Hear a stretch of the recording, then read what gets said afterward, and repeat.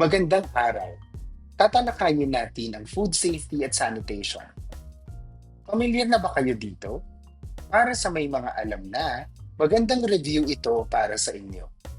Para naman sa mga bago sa topic na ito ay isang magandang pagkakataon para matuto pa ng higit tungkol dito. Ang layunin ng training na ito ay turuan ang lahat ng food handlers ng tamang kaalaman sa food safety at sanitation. Dito rin natin mapag-uusapan ang foodborne illnesses, ang kahalagahan ng pagpigil sa contamination, tamang personal grooming at hygiene at kalinisan sa workplace, at kung paano mababawasan ang mga customer complaints. Ano nga ba ang food safety? Ang food safety o kaligtasan ng pagkain ay ang mga siyentipikong paraan ng paghahanda, paghawak at pag-iimbak ng pagkain upang maiwasan ang pagkakaroon ng foodborne illnesses o sakit na dulot ng kontaminadong pagkain. Kaakibat ng food safety ay ang mga tinatawag na foodborne illnesses. Ang foodborne illness ay sakit na nakukuha mula sa pagkain o inuming kontaminado. Nangyayari ang foodborne illness dahil sa maling handling, preparation at storage ng raw materials at dishes. Ang ilan sa pangkaraniwang mga pinagmumulan ng foodborne illnesses ay E. coli at Salmonella. Ang E. coli ay matatagpuan sa mga meats tulad ng pork at beef. Pero tayo ring mga tao ay pwedeng panggalingan nito dahil ang E. coli ay nabubuhay sa ating bituka, tulad na lamang sa bituka ng mga baboy at baka. Ang E. coli ay maaaring magmula sa ating sariling dumi na pwedeng malipat sa ating mga kamay at kuko. Sa kabilang banda, ang salmonella naman ay kadalasang nakikita sa mga manok, itlog at tubig. Kapag ang isang tao ay napasukan ng E. coli o salmonella sa kanilang katawan, maaari silang magpakita ng iba't ibang sintomas ng foodborne illnesses gaya ng lagnat, pagkahilo at pagsusuka, dehydration, pananakit ng tiyan at pagtatae. Bagaman lahat tayo ay maaaring magkaroon ng foodborne illnesses, mayroon sa ating mas mataas ang posibilidad na magkasakit nito. Kabilang dito ang mga sumusunod: mga batang wala pang 5 taong gulang dahil hindi pa fully developed ang kanilang immune system, mga taong 65 years old pataas dahil kadalasan mas mahina na ang kanilang immune system, mga buntis dahil sila ay nasa maselang kalagayan, at mga immune-compromised na tao o yung may mga mahihinang resistensya gaya ng mga mayroong malalalang sakit o karamdaman. Gamit ang acronym na YOPI, mabilis nating matatandaan ang mga high-risk groups ka foodborne illnesses. Ang foodborne illness outbreak ang nangyayari kapag 2 tao o higit pa ang nagkasakit matapos kumain ng parehong kontaminadong pagkain. Bukod sa salmonella at E. coli, ano pa ang mga sanhi ng foodborne illnesses? Ang mga sanhing ito ay tinatawag nating contaminants. Ang food contaminant ay anumang bagay o organismong nagpaparumi o nagpapakontaminado sa pagkain, dahilan para ito ay hindi na maging ligtas kainin. May 4 na pangunahing uri ng contaminants: biological, physical, chemical, at allergens. Magsimula tayo sa mga biological contaminants. Ang biological contaminant ay dulot ng mga microorganisms tulad ng bacteria, virus, parasites, at fungi. Karaniwang halimbawa nito ay ang salmonella at E. coli na maaaring makuha sa ilaw na pagkain tulad ng karne. Ang mga biological contaminants ay tinatawag ring pathogens. Ang mga pathogens ang nagdudulot ng mga sakit.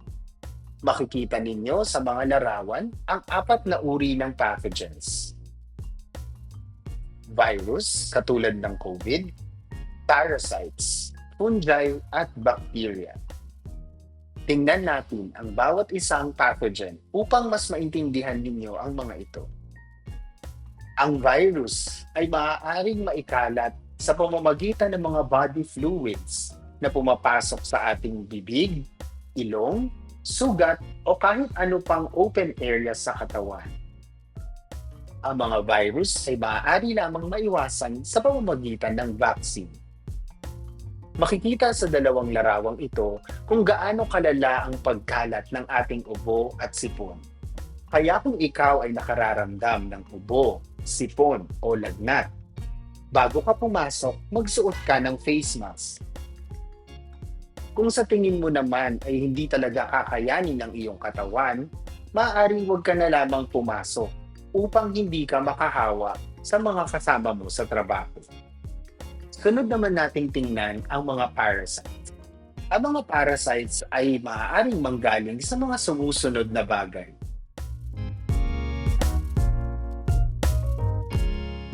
Kung inyong mapapansin sa mga nakalista, karamihan sa mga ito ay hindi luto o raw.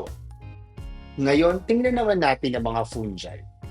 Ang fungi na kinoconsider natin ng mga pathogens ay ang mga molds at mildew.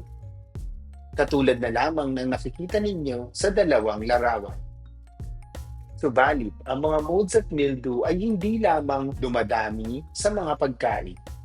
Maaari ding dumami ang molds at mildew sa mga lugar na laging basa at madilim. Mahalaga na panatilihin nating malinis ang iba't ibang food preparation areas, katulad ng kitchen at bar, upang hindi dumami ang mga molds at mildew. And last but not the least ay ang mga bacteria. Ang mga bacteria ay mga organismo na kayang mabuhay on their own, katulad ng E. coli, Salmonella, Cholera at Listeria. Sa ating trabaho sa restaurants, marapat tayong maging maingat na huwag magkaroon ng mga biological contaminants. Bukod sa ito ay nakakahawak, madalas ay hindi natin sila nakikita gamit lamang ang ating mga sariling mata. Isang paraan upang maiwasan ito ay ang kaalaman sa mga factors na nakakaapekto sa pagkakaroon at pagdami ng bakterya. Tandaan lamang si FATTOM upang hindi magkaroon ng bacterial growth. Food. Madaling dumami ang bakterya sa mga protein-rich food tulad ng raw meat, seafood, cooked rice, cooked pasta, eggs, at dairy. Acidity. Ang mga bakterya ay dumarami sa slightly acidic or neutral environment na may pH level na 4.6 or 7.5. Temperature. Ang mga bakterya ay dumarami sa tinatawag nating temperature danger zone. Ito ay 40 degrees Fahrenheit to 140 degrees Fahrenheit or 4 degrees Celsius to 60 degrees Celsius. Time. Ang mga bakterya ay mas mabilis dumami kapag ang mga pagkain ay nasa temperature danger zone ng mahigit sa 2 oras. Subalit kapag ang ambient temperature ng isang lugar ay 90 degrees Fahrenheit or 32 degrees Celsius, sa loob lamang ng 1 oras ay masisira na ang mga pagkain ito. Oxygen. Kailangan ng mga bakterya ng oxygen upang sila ay mabuhay at dumami. Moisture. Essential ang tubig para sa pagdami ng bakterya. Ang mga pagkain na high water content tulad ng meats, produce, at soft cheeses ay mas susceptible sa mga bacterial growth. Ang mga factors na ito ang ating magiging gabay upang mapigilan natin ang pagdami ng bakterya. Katulad na lamang ng oxygen, maaari nating ilagay ang mga food items sa mga vacuum-sealed containers. Gayun din, kapag ating pinanatili na tuyo at malinis ang ating food preparation areas, mapipigilan natin ang pagdami ng bakterya. Ano pa kaya ang dalawang factor sa FATTOM na mayroon tayong control, maliban sa oxygen at moisture? Tama. Yun ay time at temperature. Ngayon, paano ito makakaapekto sa ating food handling at preparation? Mahusay!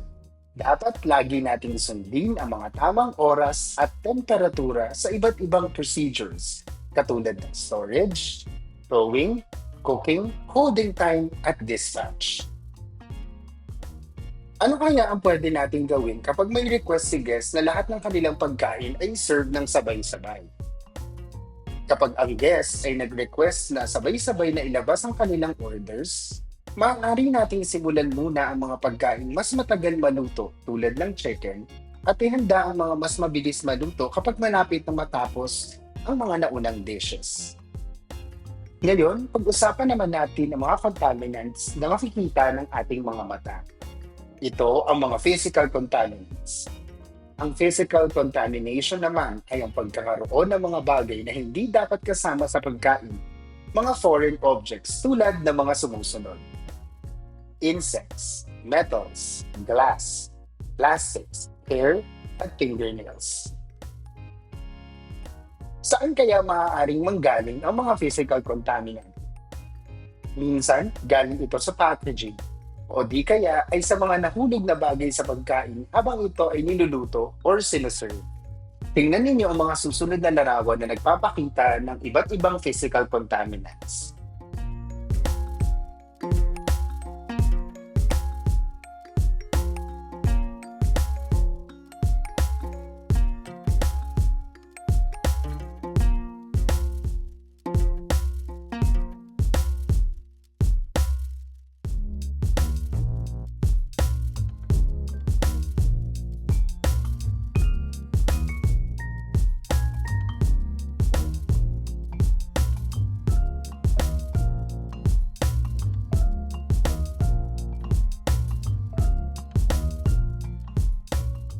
Bakit delikado ang mga physical contaminants? Dahil sa mga physical contaminant, ang mga guests ay maaaring mabulunan o masugatan. Maaari din silang magkaroon ng iba pang mga sakit. Ano ang pinakahuling station kung saan maaaring matingnan kung mayroong physical contaminant sa pagkain? Tama, sa dispatch ng kitchen at FOH. Dito, maaaring masigurong walang kahit anong physical contaminant sa pagkain na isa-serve.